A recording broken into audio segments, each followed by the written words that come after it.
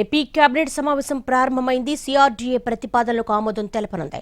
వీటితో పాటు పలు సంస్థలకు భూ కేటాయింపులపైన నిర్ణయం తీసుకోనుంది.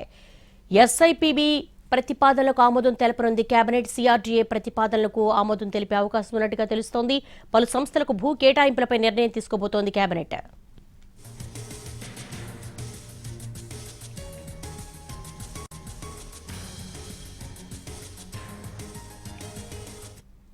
ఏపీ కేబినెట్ సమావేశం ప్రారంభమైంది. సచివాలయం నుంచి స్పాట్ లో ఉన్నారు మా ప్రతినిధి ప్రసన్న అడిగి మరిన్ని వివరాలు తెలుసుకుందాం. ప్రసన్న, ఏపీ కేబినెట్ సమావేశంలో ముఖ్యంగా ఎటువంటి ప్రతిపాదనలు రాబోతున్నాయి? కేవలం రాష్ట్ర అభివృద్ధి గురించేనా లేదా ఇతర రాజకీయ అంశాలు వస్తాయా?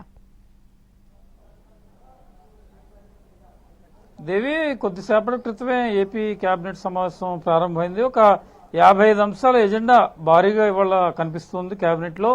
ప్రధానంగా CRDA capital region development authority ప్రతిపాదనలకి ఆమోదం తెలపడం, అదేవిధంగా SIPB state investment promotion board ప్రతిపాదనలకి ఆమోదం తెలపడం ప్రధాన ఎజెండాగా ఏపీ కేబినెట్ సమావేశం ఉందని మనం చెప్పుకోవచ్చు. ఎందుకంటే ఇవాళ అసెంబ్లీ సమావేశాలు ముగిసిన వెంటనే మధ్యాహ్నం 3:30కి ఏపీ కేబినెట్ సమావేశం ప్రధానంగా ఎజెండాగా ప్రారంభమవుతున్న పరిస్థితి కనిపిస్తోంది. ఇందులో వాహన పన్ను సవరణ బిల్లుకు ఆమోదం ఇచ్చి రవాణా శాఖ ఆదాయం పెంచాలని నిర్ణయం తీసుకున్నారు. దానికి సంబంధించి ప్రధానంగా చర్చించే అవకాశం కనిపిస్తోంది.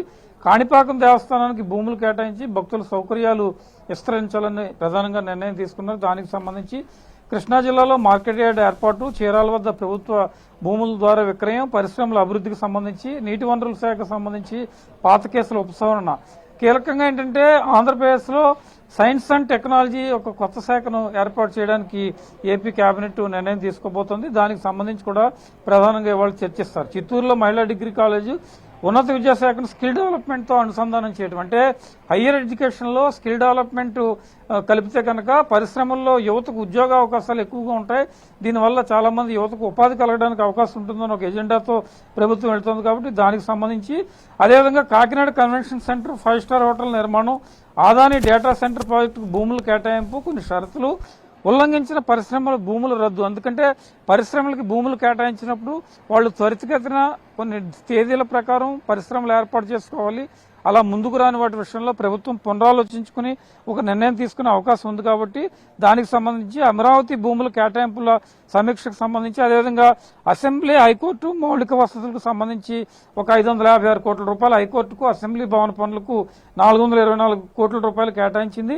దానికి సంబంధించి ప్రధానంగా నిర్ణయం తీసుకునే పరిస్థితి అయితే ప్రస్తుతం మనకి కనిపిస్తోందని చెప్పుకోవచ్చు. ఓవరాల్ గా ఇటు మచిలీపట్నానికి సంబంధించి జిల్లాల వారీగా అభివృద్ధి పనులు, పలు సంస్థలకు భూ కేటాయింపుల మీద ప్రత్యేకంగా దృష్టి పెట్టిన పరిస్థితి కనిపిస్తోంది.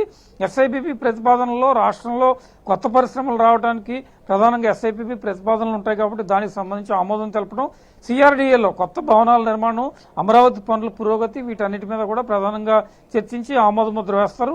కేబినెట్ సమావేశం తర్వాత తాజా రాజకీయ పరిణామాలు, వైసీపీ చేస్తున్న విమర్శలను ఏ రకంగా తిప్పికొట్టాలి, అసెంబ్లీ సమావేశాలు జరుగుతున్న తీరు, అదేవిధంగా రాజమండ్రి కల్తీ పాలాంశం, ఇలాగా తాజా రాజకీయ పరిణామాలన్నీ కూడా చర్చకొచ్చే అవకాశం కనిపిస్తోంది. మంత్రులకు సీఎం చంద్రబాబు కొన్ని కీలక సూచనలు, ప్రధానంగా ఈ దుష్ప్రచారానికి సంబంధించి కావచ్చు, తిరుమల లడ్డు అంశానికి సంబంధించి కావచ్చు, సోషల్ మీడియాలో జరుగుతున్న ప్రచారాన్ని తిప్పికొట్టే విధంగా కొన్ని కీలక సూచనలు చేసే అవకాశం కేబినెట్ సమావేశం తర్వాత ప్రధాన ఎజెండాగా ఉండబోతోంది. ఇది ఓవరాల్ గా ఏపీ కేబినెట్ సంబంధించిన తాజా పరిస్థితి. దేవి.